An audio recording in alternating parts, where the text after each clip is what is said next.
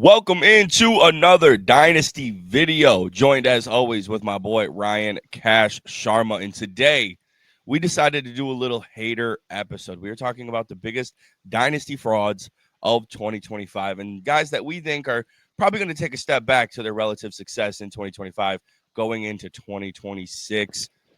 We've been pretty appreciative and pleasant over the last few weeks, Ryan, especially since we haven't had Lucas, who will hopefully be joining us soon. Now it's time to be a hater. Yeah, it's a nice little twist here. I'm looking forward to playing the bad guy Mhm. for once, not propping up guys that we think are either underappreciated or underrated, but it's the complete opposite. Guys we think that might be a little overrated, like you said, might be returning back to earth here soon. So looking forward to it. Yeah, and we're going to go through each position. We picked one at quarterback, running back, wide receiver, and tight end, guys who are having really good seasons, but we think their decline is coming. And let's go ahead and start off strong with the quarterbacks, Ryan. I feel like I want to just preface to the listeners right now. I want you to just just watch it through. Okay, don't click off the video when you see our Hear him out. frauds. Hear me out, okay? Because there's a lot of preface going into this, and I want to clarify a few things before you click off. But our fraudulent quarterbacks are Ryan Daniel Jones and Willie G. Drake May. Daniel Jones is quarterback number 2. Daniel Jones quarterback number 8. Drake May number 2. You see their points there, touchdowns, yards there, and I just want to go ahead and kick this one off with me, if you don't mind. You gotta I want you to. gotta explain yourself. I got to explain myself quick. We can't go talking about Daniel Jones and let the listeners know that I think Drake May is on fraud watch. And I want to be the first one to say I do not think that Drake May is a fraud. I think he's a hell of a quarterback. I really do. I think he's a baller. I love everything about him. He was my number 2 quarterback coming out of that draft class in 2024, and I think he's having a phenomenal season. My whole thing is I think he's more Justin Herbert than he is your Lamar, Allen, Burrow, and Mahomes. And that's kind of my whole basis about it. I think that if you look at his average, only 22.9 points per game, that would be QB number 8 in 2024. There's a lot of guys who have missed a lot of time this year. He's right now, in terms of average per game, QB4 this year. So he's having a relatively good year still based on average, but total points, he's QB2. And I just feel like that is kind of where he's going to be in that like 8 to 10 range. And I know that Herbert's had some really strong seasons as well, but I don't think this is going to be a guy who's ever going to, maybe not ever. Like he could reach the heights of Joe Burrow and he could have like relative success, but like going through his numbers, it's like he hasn't had a single game of 30 points this year. And if you look at Herbert didn't have a single game of 30 points in 2024. Over his last 3.5 seasons, Herbert's only had 6 30-point fantasy performances, and you compare him to the likes of Lamar Jackson, who's had 13 and missed a whole bunch of time in that space. Burrow, who's had 10 30-point performances over the last 3.5 years, who's also missed a bunch of time in that space. Josh Allen, 17. Mahomes has had 10. Like, I just don't think he's got that boom factor, the guy that you're going to throw in your lineup and he's going to go out there and you know that any given Sunday he can have a 35 to 40 point game. I just don't think he has that aspect to it. Like he's having a really good year. I think this is going to be a guy who's going to be able to consistently get you 20 to 25 points, occasionally peak. Of course, he's going to have some 30-point performances over the course of his career as well. But I think he's just going to be that consistent, like QB6, QB7. He's going to have a lot of yards, a lot of touchdowns, but I don't think he's going to have these huge boom performances. And like this is a very down year for quarterbacks as well. Lamar's missed a lot of time. Jalen Hurts is having an off year. Jaden Daniels has missed a lot of time. Burrow has missed a lot of time. Like it's looking great right now. He's young, a very young quarterback. He's QB2. You're loving it. You got him in your lineup. It's only his second year in the NFL. But overall, I think this is more consistent QB7 to QB8. I don't think this is going to be your consistent top 3 guy. And there was like a bunch of different routes that I could have gone with this. Like, yeah, Darnold's having a top 15 season right now. So you could have gone Darnold. You could have taken the layup route like my boy Ryan did with Daniel Jones. But I wanted to put Drake May because I love the season he's having. I love the player. I love what he's done so far. But I just don't think he's going to be your consistent quarterback 2, top 3, top 4 guy. No, that's certainly fair, and I'll definitely agree with you on some of that. I also want to mention like the just the absolute cupcake schedule he's had this year as well. Like I think, let's say if he Yeah. had Houston or Denver on the schedule, like I see those as games where like a player like Drake May, who I think is very prone to turning the ball over, taking a lot of sacks, things like that. Like if he was facing some of these elite defenses, I could certainly Mhm. see a game in which he throws like three picks, maybe fumbles, gives you like 10 fantasy points. Like there's duds in his game. Like he's not just Mhm. some like out of nowhere ultra consistent 25 per game player like he's kind of been this year. I think I kind of disagree with you on the boom part. Like I do think he's going to have some boom in his game, especially as the Patriots start to invest in the skill positions going forward. Like I can definitely see him as like a boomer bust type of quarterback going forward, where like the consistency you're seeing now might be like kind of an outlier. It doesn't really track with what my opinion of him is. Like I said, I think he's a very up and down, turnover Mhm. prone quarterback. So the fact that he's doing what he's done is really incredible, and it's definitely proven me wrong. But I wouldn't be shocked if going forward he does have some more duds as he faces better teams. But I also just kind of feel like he's going to have some really big games in his future just because he's got the rushing upside as well to go with, the deep ball that's looked so good this year. So, I mean, I could definitely see like a game where, man, maybe he has two rushing touchdowns and he throws for over 300 yards just off like some really deep balls to, maybe it's someone not on the roster right now, but they bring in a deep threat for him. Or I mean, we've Mhm. seen Keishon Boutte look really good with him. Kyle Williams is developing. So, yeah, I could definitely see Drake May as like even like you said, Justin Herbert. Like Justin Herbert's had some really big games in his career.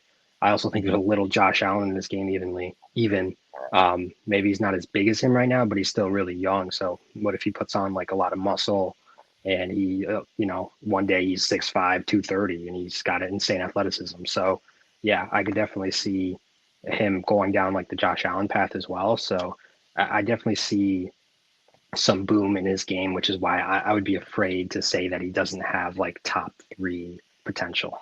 I mean, I guess I kind of see what you're saying. I don't know if I have the faith in the organization to really invest in the skill positions like that. Like I know that they spent a second round pick on Travion Henderson and a third on Kyle Williams, but I don't know if I ever see this franchise. Like I feel like them bringing in Vrabel was trying to bring back this like Patriots way. Like this Yeah. consistent, we're gonna win because of our defense, and we're gonna have a accurate quarterback who consistently can just move the ball down the field and score touchdowns. I don't see them going all in and putting a lot of uh, value into the wide receiver position, and that's just kind of how it's been their whole time. Like you got guys like Matt Collins, Hunter Henry, and Keyshawn Butte. I mean, obviously they went out there and got Stephon Diggs, but they didn't hand him some superior contract or anything like that. You got these, mid-level guys being a big core of your offense, and I feel like that's something with McDaniels that they can consistently do over the years' time. Um, that's why I think I'm a little bit afraid of the boom in my head because this is a guy who I mean he's thrown for like 260 yards per game. Like the dude is balling, like, and he scores a lot of touchdowns. I just, I don't know if I fully see it to the level of the top three potential, like maybe you do, and I think that's why I have him. It's just terribly worded video because I do think that the rest of our eight guys, the rest of our seven guys have rights to be frauds. But I wanted to really dive into like I don't think Drake May is a fraud. Okay, that is very clear. The seven of the other eight guys I think are frauds, but I don't think Drake May is. Talking about Drake May now for almost 10 minutes. Let's get into your guy, Daniel Jones, currently QB number 8.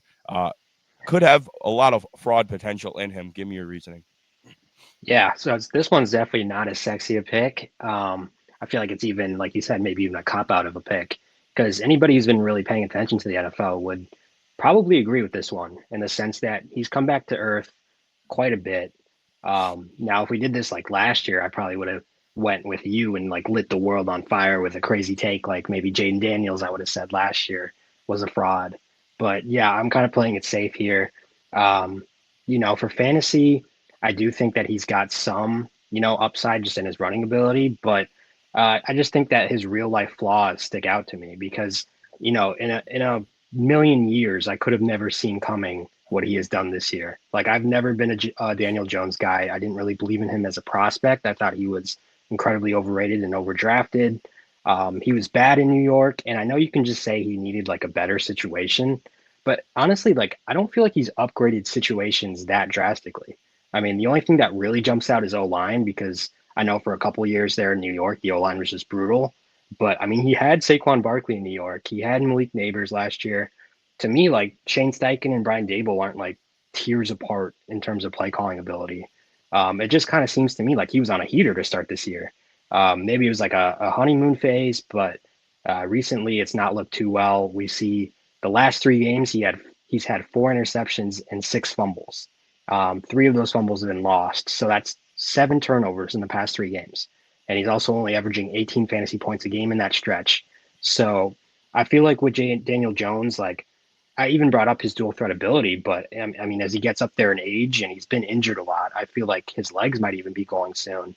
Hmm. So I mean, for dynasty purposes, if he's just a pocket guy, do you really trust him to excel straight, like just out of the pocket? I mean, just for reference, he's only averaging 15 rushing yards a game this year. And, looking at the dynasty calculator at Keep Trade Cut, he was quarterback 33 coming into the season. Hmm. And he made it all the way up to quarterback 15, currently quarterback 17. So, I mean, I don't think it's crazy to believe that he could be going right back down to where he was coming into the season if he continues to play the way he is, because I just don't see how the Colts can trust him to give him like a long term extension if he continues to Yeah. play the way he has the past few weeks. Yeah, and I mean, I feel like a whole lot of their offense and a lot of their success is, relied on the legs of Jonathan Taylor, which has just been making his Mm-hmm. life so much easier. If you think about his like best year in New York off the extension year, Saquon had a really strong season with New York. Yep. And you mentioned the rushing ability, like yeah, we really haven't seen that in Indianapolis. Like we saw it in New York, and we're going in next year would be going into year 7 of Daniel Jones, and I feel like those first 5 to 6 years are where you really try to use all the value you can out of a quarterback's legs, and then he turns into this, smarter quarterback. These athletic guys, when their athleticism starts to decline, they're going off the knowledge and the mentals of the game. And if anybody's had a bozo gene, which I know you love to use, it's been Daniel Jones. Like you said, Yep. 7 turnovers in the last 3 games. So yeah, I feel like this is definitely a layup, but I still could see him earning himself as an extension. And I like Shane Steichen as a play caller a lot.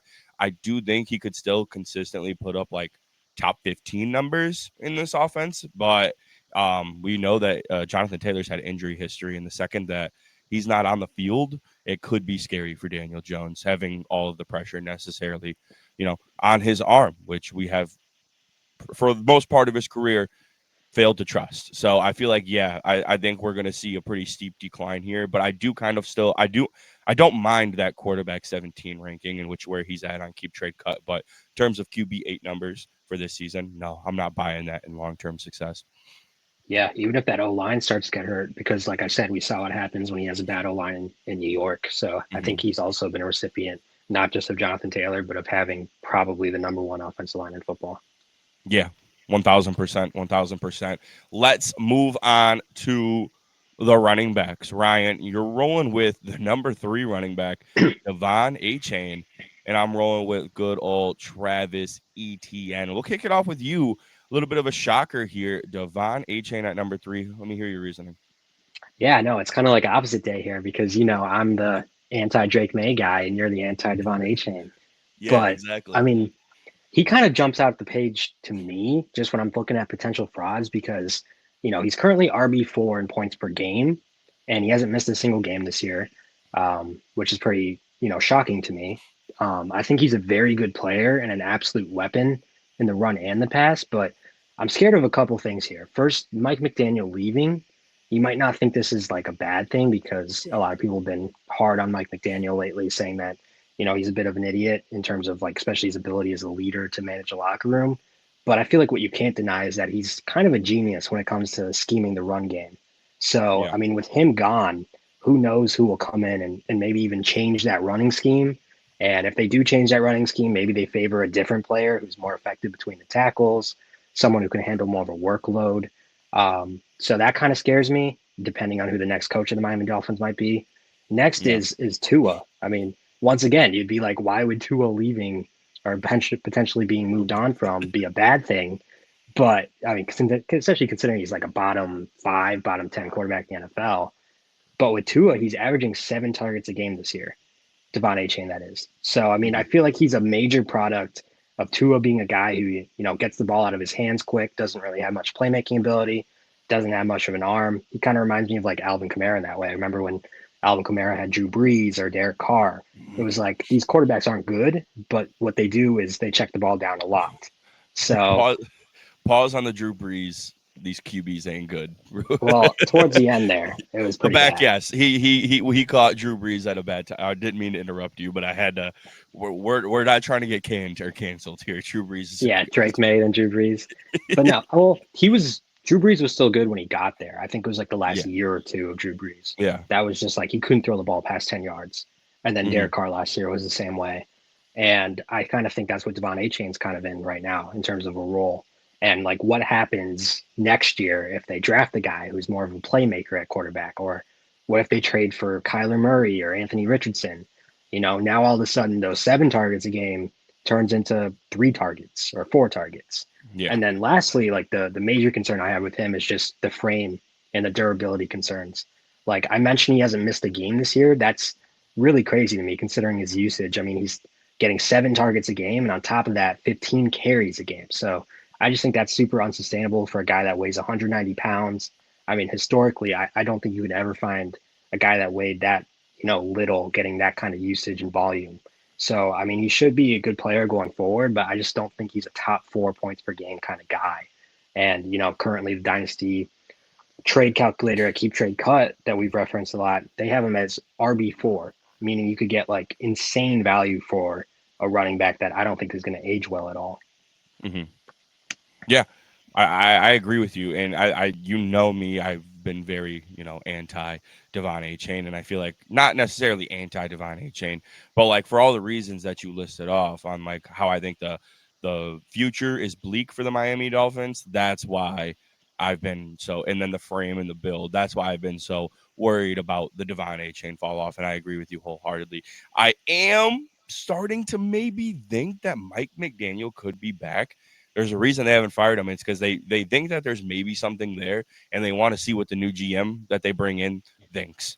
So Yeah. I do think that there's an opportunity for his return, which I think obviously will boost Mike or boost Devon A. Chain's success. But more than likely, I would say he's probably on the side of getting fired. Two is probably on the side of being gone, and just that right there is just automatic worrisome for your running back who is a small frame, small build, and relies a lot on targets. So I agree with you. I don't think we're going to see the success, and that RB4 is kind of crazy. I think right now would be really I would be, especially if I'm on like a losing team. I would be selling so much Devon A chain stock now right now while you still can. 100%. If Yeah. you're in those crackhead leagues like ours where our trade deadline has still not happened yet. So I like that. My guy, Travis Etienne, I feel like this is definitely one of the layups here. Maybe not because I know there are some really heavy ETN truthers out there, but he's currently RB12 right now. He's really had no big performances this year, though. I think he's only got like 3 20-point performances, low end or a high end RB2 numbers, despite what he's putting up right now. But I mean, I just think we're going to get a real quick decline here. I don't think the Jacksonville Jaguars do extend him. And if they do, I think Bishal Tutin's going to see a major boost in workload next year. I think that LaQuint Allen could even, take some reps away from him. And I just don't see him going to another franchise and succeeding at this level. I think he's just having a one-off year. I've never been a big ETN guy. I know he's like also one of those guys who had like the Kamara comp coming out of Clemson, where it's like, hey, this is going to be a guy who's going to get a lot of receptions. And he does feast in that aspect, but I don't think he's ever reached those heights. I don't think that he's ever reached that talent wise. Like, I know a few years ago, he had a really good season, was putting up some good numbers, but he didn't really have much production last year. And you might say, oh, that's just Doug Peterson, not wanting to feed him, throwing the ball a lot, whatever. I've just never been a huge ETN guy, and he's getting older. He's getting up there. I think we're going to be going into year 6 next year of ETN, maybe year 5 of ETN. And you know how I feel about running backs once they hit that certain threshold, especially ones who haven't really had any significant success in years prior. ETN's had success, but not significant success in years prior. So I'm just not buying that stock. I doubt they will put the money into him. I think that they need to focus maybe their money into other areas. I'm also not huge on extending running backs, especially ones who haven't had too much success like ETN. So yeah, I think his stock is going to be falling, and if they do extend him, I think Baishul Tootin, who I'm a huge fan of, will come in and take a lot of his workload.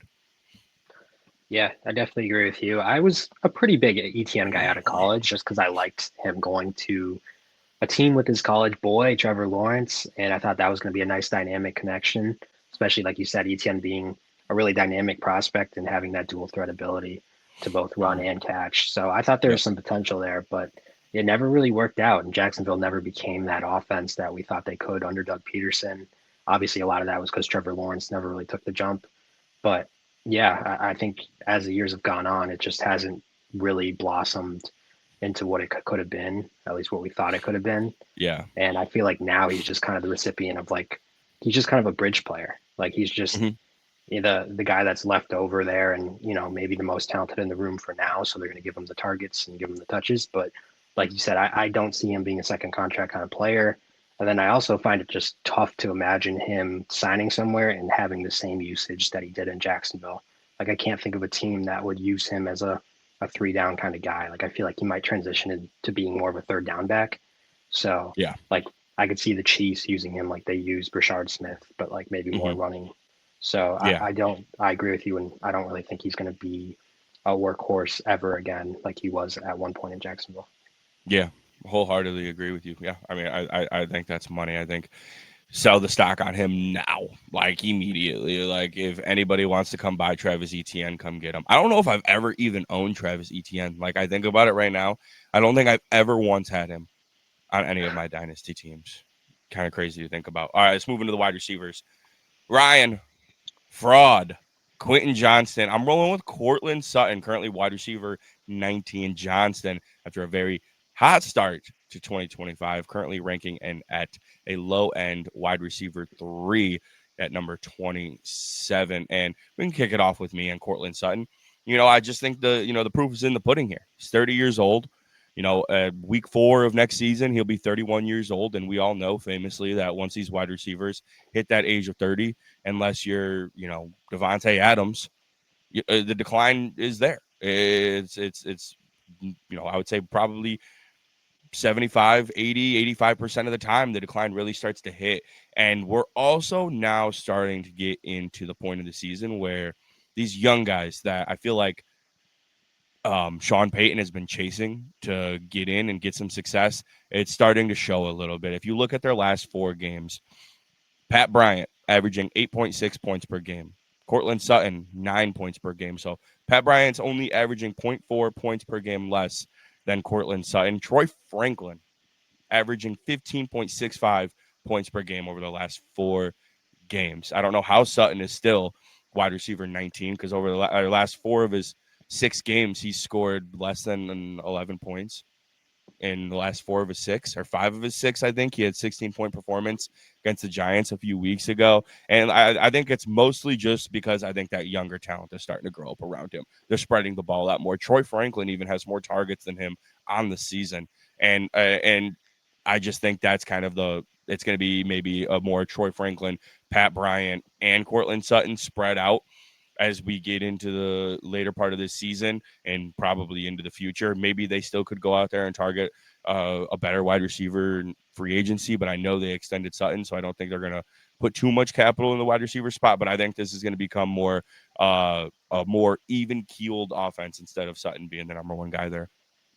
Yeah, I really love this pick. I couldn't agree with you more. Like I've never been a Cortland Sutton guy actually. Like Same, if exactly. we did this video like 5 years ago, I would have said Cortland Sutton, and I would have been dead wrong. But I would have said Cortland Sutton, and I feel like the reason why Cortland Sutton's just continued to be good is just nothing's worked out for Denver in the wide receiver room. Like they had Jerry Judy was supposed to be the guy, didn't pan out. Mm-hmm. I know you mentioned a lot of the names like Pat Bryant, Troy Franklin, Marvin Mims, like Marvin those kind of Mims. guys. But honestly, none of those guys are even inspiring. So it's like the Denver Broncos just don't bring in a lot of wide receiver talent. And so I feel like Sutton's just been the de facto number one as a result of just not a lot of talent ever really being in that room ever since, the old people like Demarius Thomas, Emmanuel Sanders, like obviously they were once really stacked at the receiver position. Yeah. But yeah, it just seems like since that point, it's just been Cortland Sutton, and everybody that's come in has just kind of came and went. It really fits Sean Payton's like ideology. I feel like because even with the Saints, he liked to do that where it was just a lot of random receivers that maybe even undrafted, maybe late round picks that ended up carving a role out for themselves. So Sutton Hmm. just to me, he's a recipient of a lot of opportunity, beneficiary of being the only one with high upside, high talent, makes a lot of circus catches. But I just never really been that bought into his down to down ability. Never thought of him as a wide receiver one. So I do like this pick, especially as he gets up in age. 100%. Like, I've never been a huge Sutton guy. I don't think I've ever viewed him as a true number one wide receiver ever in his time in Denver. There was at one point where I was kind of buying his stock a little bit because he showed some promise younger into his career, but it Yeah. never really fully hit that stride until last season where he had a pretty good year, but he still only had like just a little over 1,000 yards. It wasn't like true insane 1,200, 1,300, 1,400 yard receiver where you're seeing some real production out of him. And also, I want to say I'm a Troy Franklin guy. I had a second round grade on him in 2024. I was a little worried because he really slipped in the draft, and I'm not no pro Right. draft analyst, so I was like, okay, maybe I was way off on this guy. Didn't really have much of an impact in year one, but I love that he's growing and having an impact. Troy Franklin and him were together at Oregon, big connection there. And I like what they got going on there with him. I've been kind of high on Mims for a while. It's never really panned out. Still really didn't this season. I know he's had some boom games, but I feel like that's just more or less going to be kind of the style of his game. But yeah, I'm out on Cortland Sutton. Let's go ahead and talk about Quentin Johnston with you. Uh, yeah, kind of a year three explosion for him early on to the season, but we really start to see the decline over the last few games. What's your take on Quentin Johnston? Yeah, I mean, this guy is he's such a fraud to me. Like he's the definition. You look in the dictionary, you'll see a picture of Quentin Johnston. Like he was perfect for this video. I probably would have gone with Cortland Sutton even if I didn't see Quentin Johnston's name first, just when I was scrolling through all the receivers that I wanted to, potentially talk about. I saw this year he's wide receiver 22 in points per game, which is actually a solid, back end wide receiver two.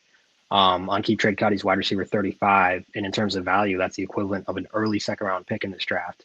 And to me, like that's crazy value. If you can get a pick in like the 12 to 15 range for this guy, like sign me up every time because he was a bad prospect that me and a lot of other smart people that, break down film and evaluate prospects knew wasn't going to be a good player. Yeah, you too. Like I feel like most people that genuinely watched college football didn't really think too highly of Quentin Johnston. He had really poor route running, really bad hands. He just kind of, he had a lot of production at Kansas State, um, playing a lot of bad teams. Then obviously had a good combine.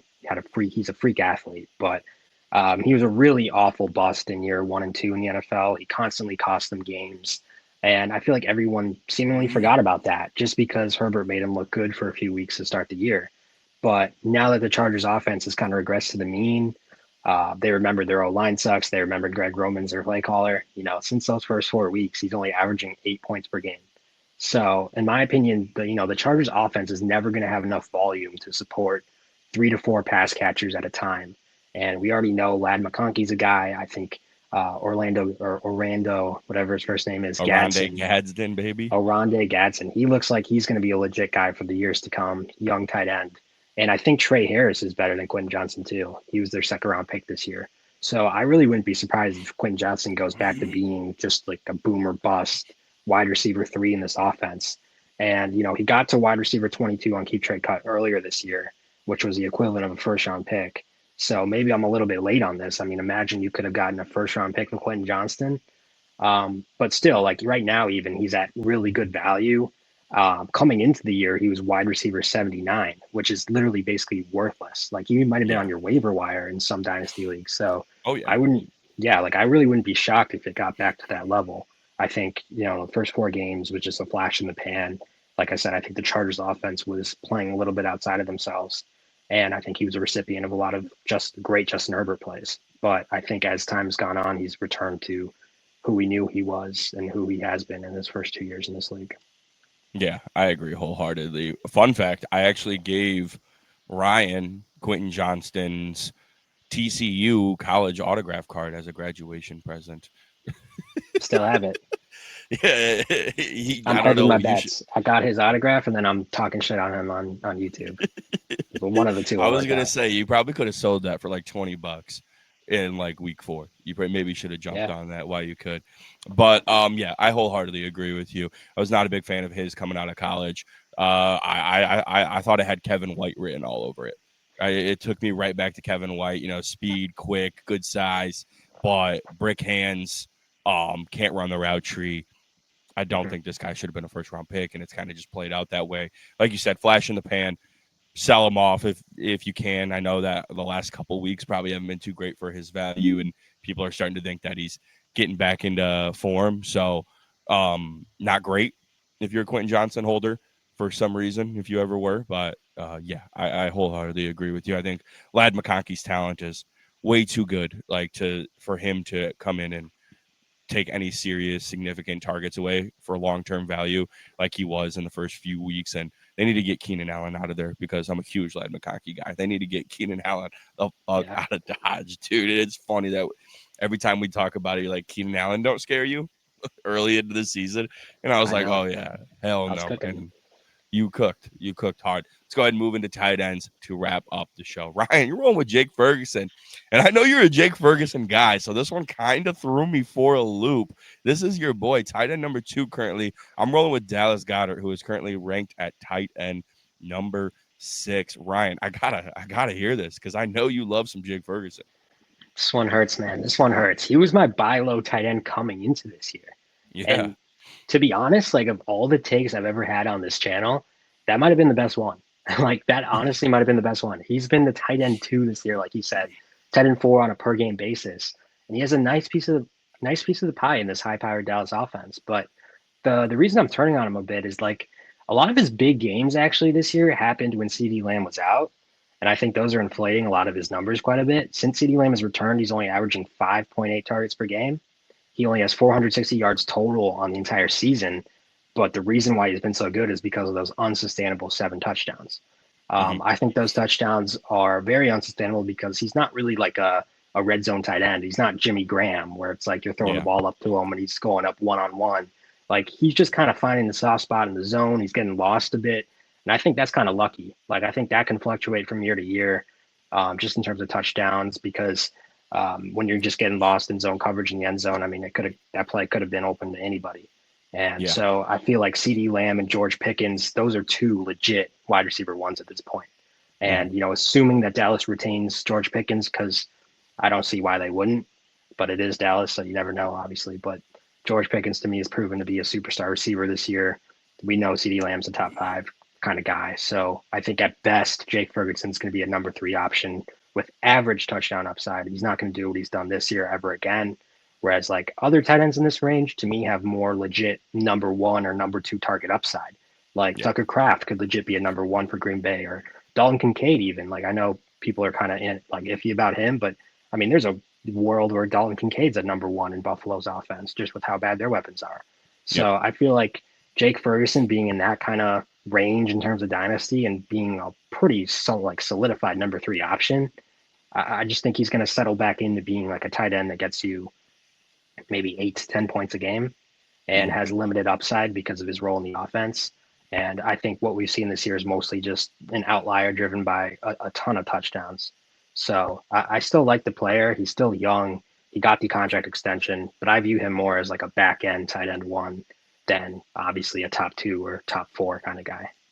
Yeah, I agree with you wholeheartedly. I like Jake Ferguson too. I just don't think that we're ever going to see a tight end 2 season from him again. And you nailed it on the head. I mean, he was feasting with no CD Lamb. I mean, I think in that game against the Bears in week 3 when Lamb got hurt after like the second drive, he had like 12 receptions in that game.